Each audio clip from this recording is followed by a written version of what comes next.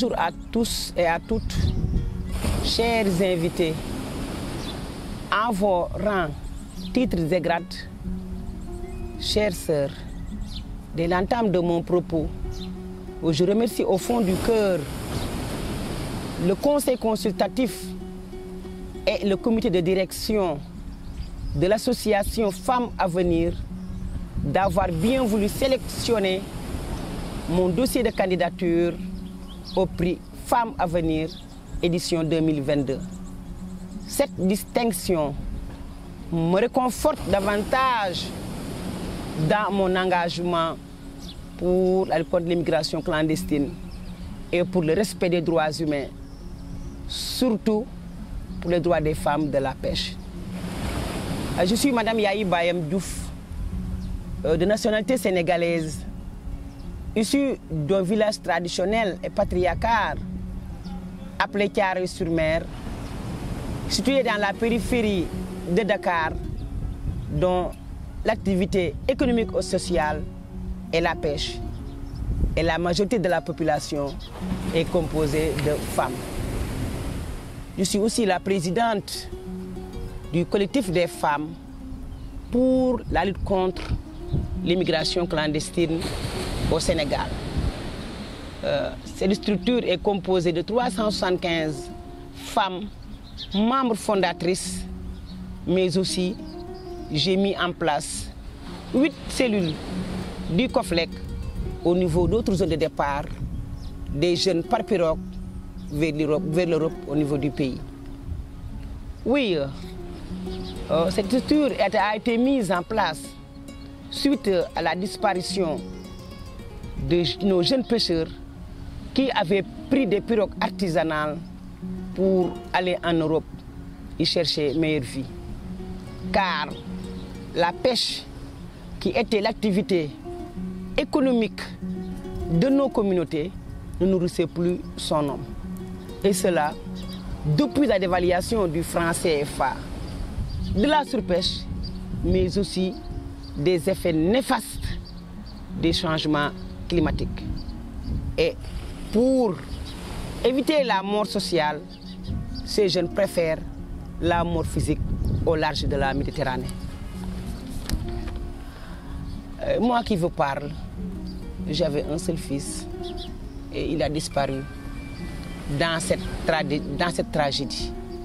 Cette perte a été pour moi un déclic qui m'a permis de mener 2 combats, à savoir la lutte contre la féminisation de l'immigration irrégulière, car dans nos sociétés, tous les mots ont été féminisés, à savoir le VIH-Sida, la pauvreté et l'analphabétisme.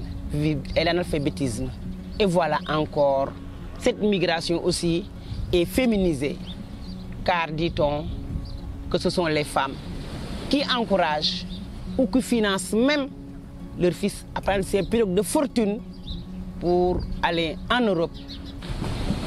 Car dans notre société polygame, si un jeune de la famille arrive en Europe, c'est la réussite sociale de la mère et elle reçoit des honneurs dans la communauté. C'est ce qui a fait que j'ai commencé à mettre en place un plan de communication pour conscientiser et sensibiliser la communauté et surtout les jeunes qui sont les potentiels candidats à cette migration irrégulière à travers des rencontres auprès des autorités administratives, des autorités locales et traditionnelles, mais aussi des associations de jeunes et de femmes sur l'impact des dangers de ce fléau. Mais aussi en plus, j'ai reconverti les 2 plus grands trafiquants passeurs en plongeurs de moules.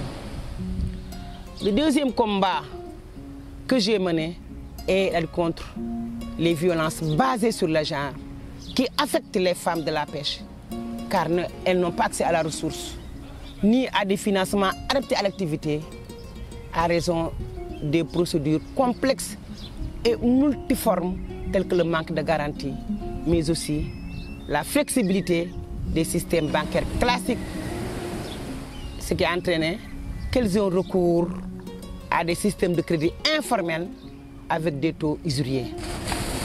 Il y a aussi l'analphabétisme des femmes qui engendre des difficultés à défendre leurs droits. Il y a aussi la non prise en compte des intérêts des femmes de la pêche dans les politiques locales et publiques. Il y a aussi le manque de capacités techniques, organisationnelles et managériales devant nous permettre de promouvoir notre leadership féminin dans le secteur de la pêche.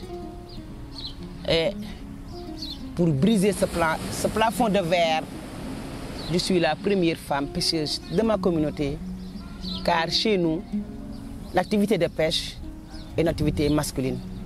Et pour arriver à ça, je me suis armée de 12 bras qui sont les clés qui m'ont permis de mener et des activités domestiques, des activités économiques, des activités sociales et des activités communautaires. Parce que ces différentes contraintes identifiées et qui freinent l'autonomisation et la participation des femmes de la pêche m'ont amené à mettre en place un centre de formation professionnelle des femmes et des jeunes qui constitue pour eux un lieu d'accueil, d'apprentissage et d'orientation des jeunes vers les structures d'employabilité qui existent dans nos pays à travers des filières de formation adaptées aux besoins du marché, du travail et vers des métiers d'avenir.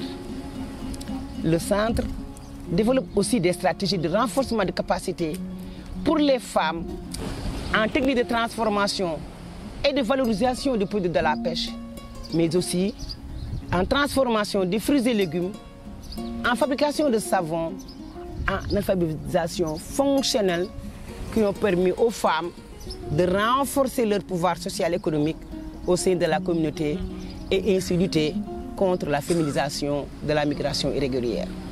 Et ces stratégies, au demeurant, n'ont que pour finalité d'apporter une réponse adéquate à la marginalisation des femmes du secteur de la pêche dans les processus de planification locale et nationale. Et cette stratégie tourne autour de deux axes qui sont la promotion de la représentation équitable des femmes dans les instances de gouvernance de la pêche, mais aussi le renforcement du pouvoir économique et social des femmes pour renforcer le leadership afin qu'elles puissent participer dans les différents organes de décision et avoir les capacités d'interpeller les décideurs sur les barrières qui plombent notre autonomisation et s'engager pour l'égalité de chances et l'équilibre social. J'ai aussi mis en place une caisse autonome de financement par les femmes et pour les femmes et les jeunes de la pêche. Nous prenons aussi en charge les frais de scolarité de 82 élèves orphelins de la migration par un système de parrainage. Et comme résultat et impact, aujourd'hui, je suis membre du conseil des notables de ma communauté, qui est une structure où toutes les décisions locales se prennent. Je suis aussi membre du conseil local des pêches et je viens juste d'être nommé vice-maire de ma commune lors des élections locales du 23 février 2022.